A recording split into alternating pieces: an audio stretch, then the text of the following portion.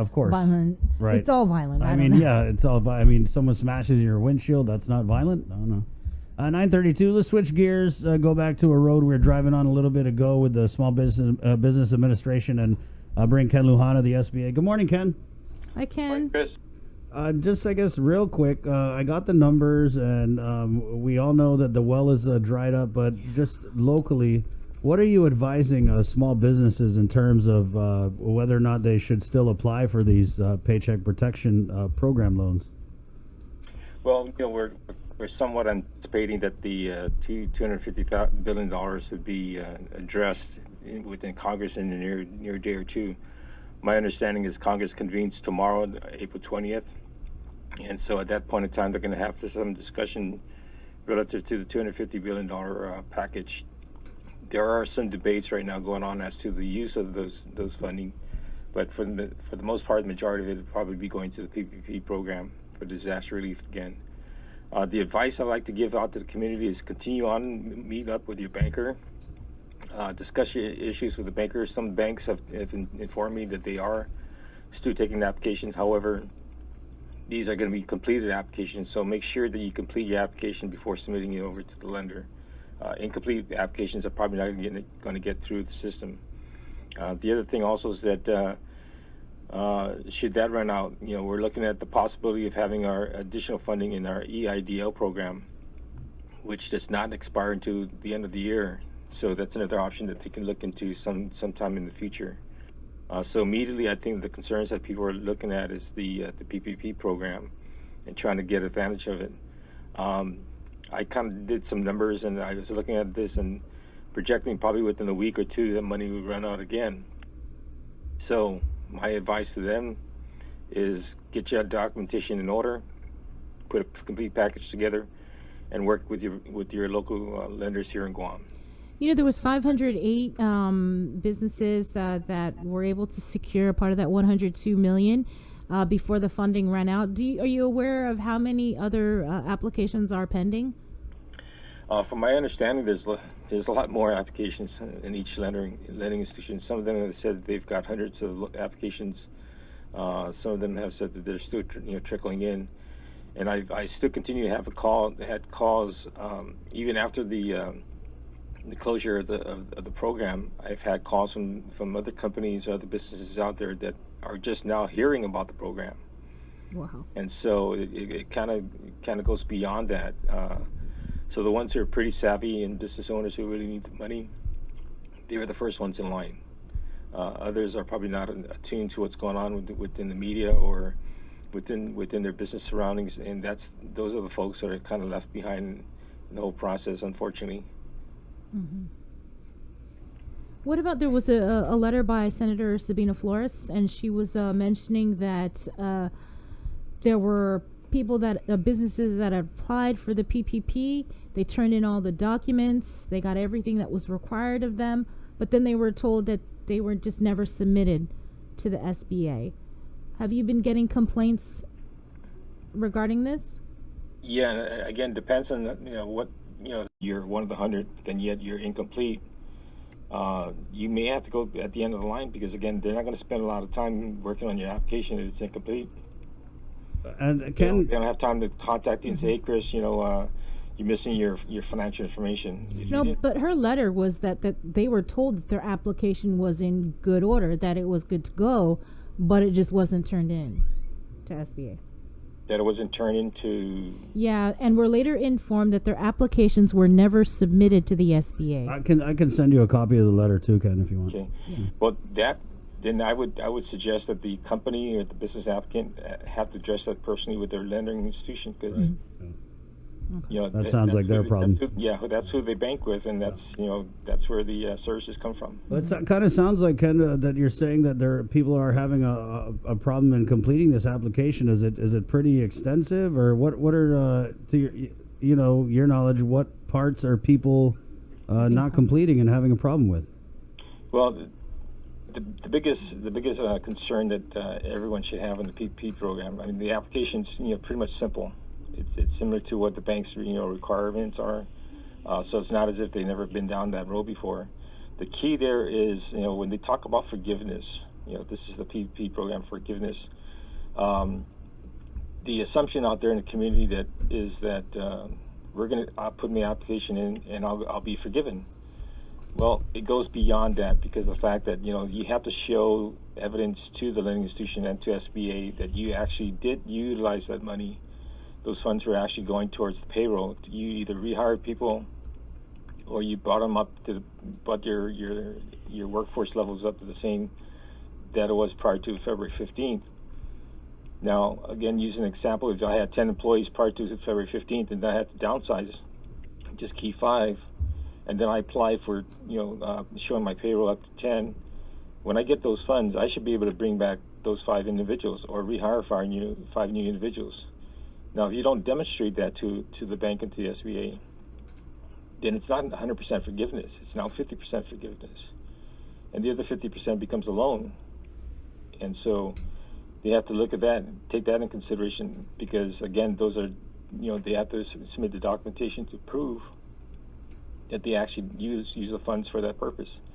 Again, the objective of the program is to get people back on the jobs, get them back to paying, get a salary for at least 250% of the time, and actually have them utilize those funds to regenerate the economy, stimulate the economy. That's the objective of the program. Mm-hmm. But if they can't prove to it because they're lacking documentation, then of course, banks have to look at that and consider that too as well. Do you field a lot of questions in your office line there, Ken, from people who ask about the process? Every day. Mm-hmm. Yeah. Even in weekends. Wow. And are they? Is there desperation there, Ken? Because we're in this. It's been 5 weeks or over a month in. These non-essential business closures. People are hurting.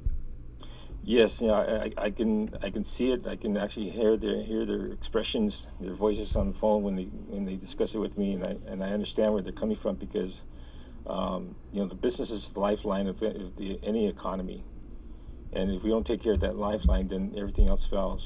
So that's the reason why the stimulus is in there, to help the lifeline. Because I always tell people, I said, what's the color of our blood?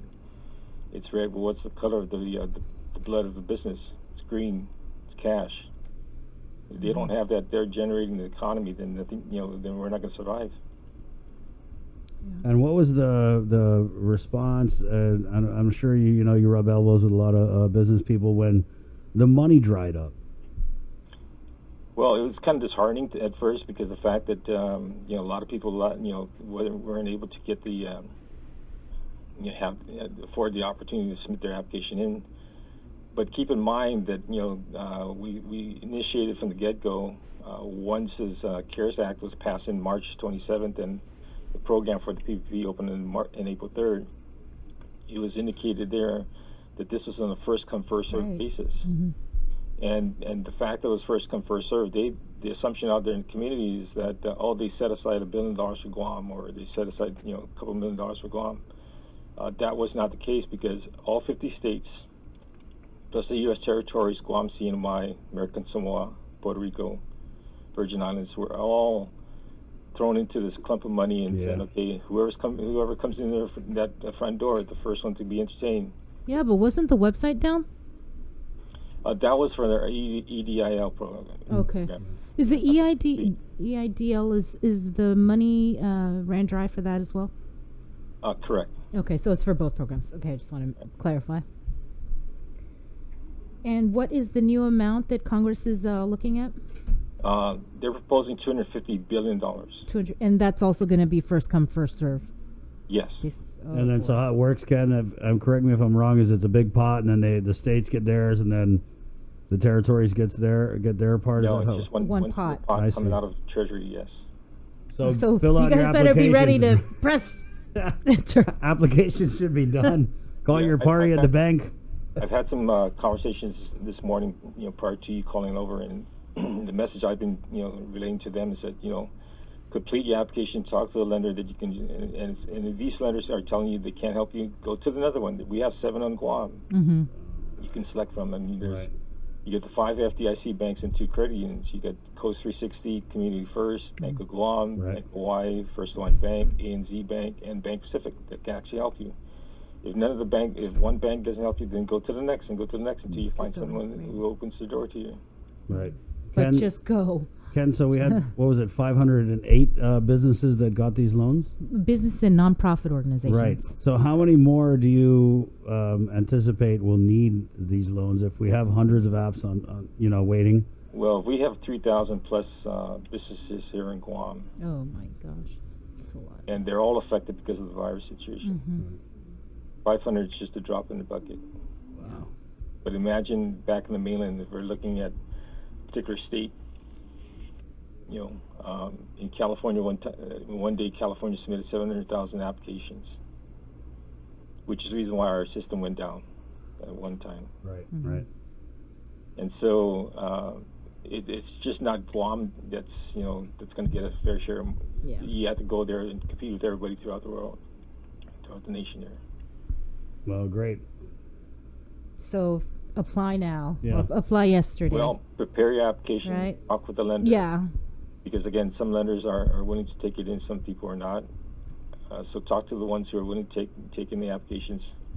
We're still doing some research on who can and who can't.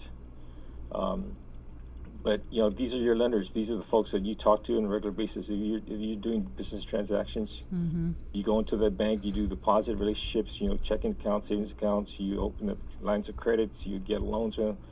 These are the bankers that and they know you personally. So work with them. Try to get to them and appeal to them and say, listen, I need assistance. Bring them empanada. Yeah. Bring mango. Yeah, where's the mango? Season starting. There you go. Okay. Ken, the website, where do people go if they got FAQs about this? They can actually go to SB's website at sba.gov/coronavirus.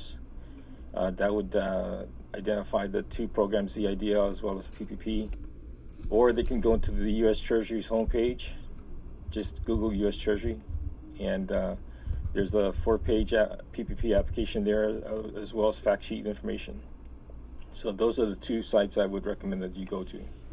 Well, Ken, thank you, man. It sounds like it's kind of weighing pretty heavy on you, knowing that these businesses have kind of fell through the cracks, and we're just really waiting for Congress to sort everything out. So Yeah, the one thing I'd like to share also is that I'm not doing this all by myself, because I got some assistance with our Small Business Development Center at the University of Guam. They've been very helpful. It's one of our programs that we help clients who are in need of putting applications together or helping them put their documentation together. And it's done for free, so all they need to do is contact the Small Business Development Center at the University of Guam, 735-2590. Set up an appointment with them. They can help you with it. Again, don't wait. Don't wait until the last minute. If you do, then what's that saying, Chris? The early bird gets the worm. yep. Mm-hmm. So if you don't wake up in the morning because you're quarantined, you figure out, okay, I can wake up at 11 o'clock. You can snooze, you lose. Mm-hmm. Again, that's 735-2590. 2590, yes. Yep. Small Business Development Center. God, I don't think I ever woke up at 10 o'clock in my life. Yeah. Okay. Ken, All right. thank you, man, so much, and keep doing what you're doing, and I feel your frustration, and we're so glad you took the call and got the info out there. Well, I'm here to help the small businesses, so please, by all means, just pass the word out that they need to do their part too in terms of getting the information that the lenders need. Got it. Thank you, Ken. All right, take care, guys. Wash your hands. We'll do. Be safe. Okay. Take care, everybody. There you go, Ken Luhana, the SBA. Something I don't think we saw coming. I mean, wow, federal funding for that loan program.